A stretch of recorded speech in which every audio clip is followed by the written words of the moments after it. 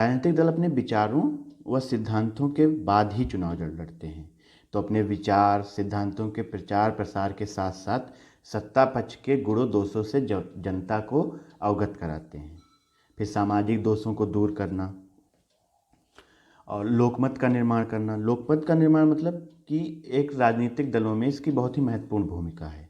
राजनीतिक दल जनता की बिखरी हुई विचारधारा को संगठित करते हैं। किसी एक पार्टिकुलर ग्रुप जो होता है उसकी कोई एक अलग विचारधारा होती है, कि कोई किसी धर्म की अलग विचारधारा होती है, तो इसको एक संगठित करके एक कॉमन विचारधारा बनाता है। तो और फिर जनता और सरकार के बीच सहयोग की कड़ी भी बनता है कि सरकार और जनता के बीच जो सहयोग होना चाहिए कि जनता को किस चीज़ की आवश्यकता है, ये राजनीतिक दलों के जो नेता होते हैं, प्रतिनिधि होते हैं, उनके माध्यम से सरकार तक पहुंचता है। फिर राजनीतिक दल ही सरकार का गठन करते हैं, चुनाव लड़ते हैं, उसके बाद गठन करते हैं। तो जनमत निर्माण में भी सहायक होता है। राजनीतिक दल जनमत निर्माण में सहायता करते हैं। ये लोगों को राजनीतिक सिखा देते हैं, इससे जनता में राजनीतिक चेतना उत्पन्न होती है। राजनीतिक दल कई प्रकार से साधारण जनता को देश विदेश में हो रही राजनीतिक घटनाओं की भी जानकारी देते हैं। अब आती है राजनीतिक दलों के दोष क्या होते हैं। मतलब जो आजकल जो राजनीतिक दल हैं वो अपना एक व्यक्तिगत लाभ चाहते हैं, तो उसकी वजह से जो राजनीतिक दलों में दोष उत्पन्न हुए हैं उन पे हम नज़र डालते हैं।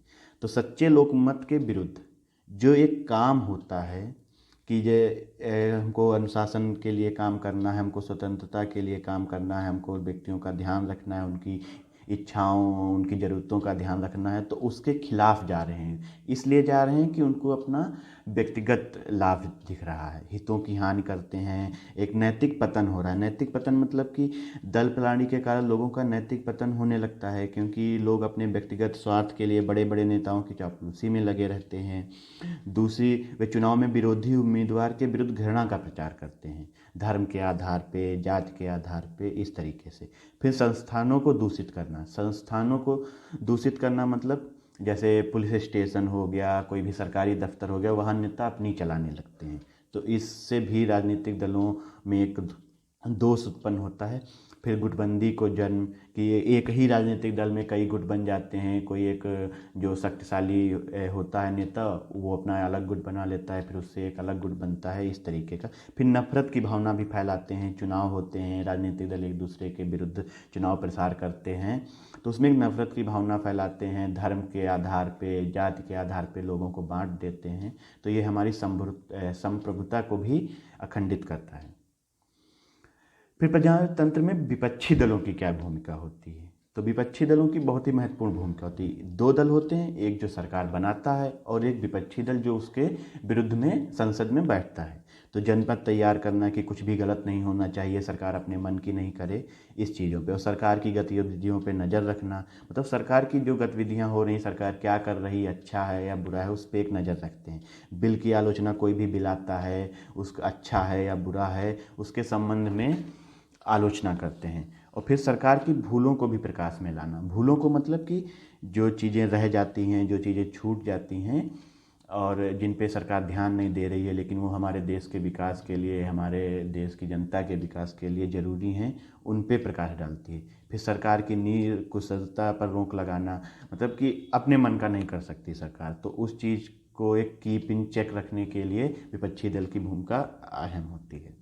फिर आता है दलीय प्राणी के प्रकार। मतलब इसमें कई वन पार्टी सिस्टम होता है, टू पार्टी सिस्टम होता है, बहुदलीय प्राय मतलब मल्टी पार्टी सिस्टम भी होता है। तो एक दलीय प्राणी मतलब वन पार्टी सिस्टम की पूरे देश में एक ही पार्टी होगी, वही चुनाव लड़ेगी, जीतेगी और सरकार बनाएगी। फिर आता है दो दलीय प्राणी, कि कोई दो पार्टी होंगी, चुनाव लड़ेंगी, फिर जो जिसका बहुमत होगा वो सरकार बनाएगी। फिर आता है बहुदलीय प्राणी, कि इसमें सबको आज़ादी होती है कि आप पार्टी बनाएं, आप चुनाव लड़ें, फिर अगर बहुमत हो तो आप सरकार बना सकते हैं।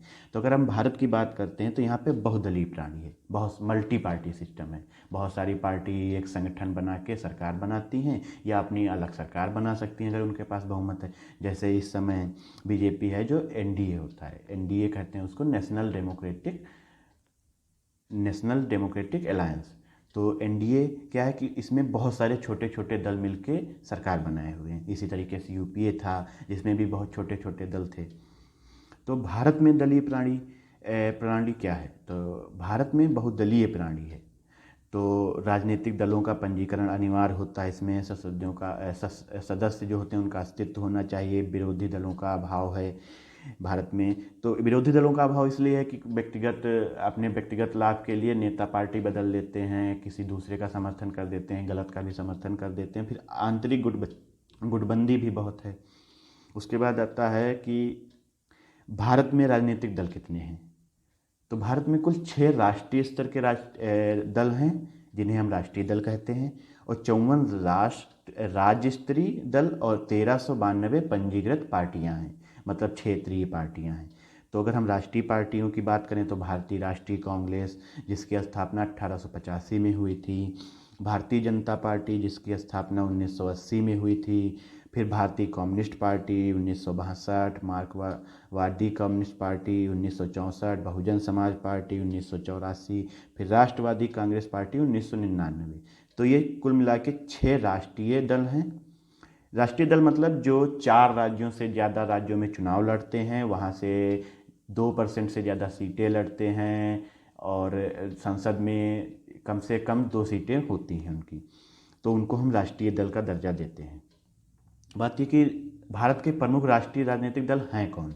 तो भारतीय राष्ट्रीय कांग्रेस जिसकी अभी सरकार थी, उसके बाद भारतीय जनता पार्टी जिसकी इस समय सरकार है, भारतीय साम्यवादी दल, मार्क्सवादी communist party, Bahujan Samaj party, राष्ट्रवादी कांग्रेस पार्टी, विभिन्न प्रकार के राष्ट्रीय दल हैं।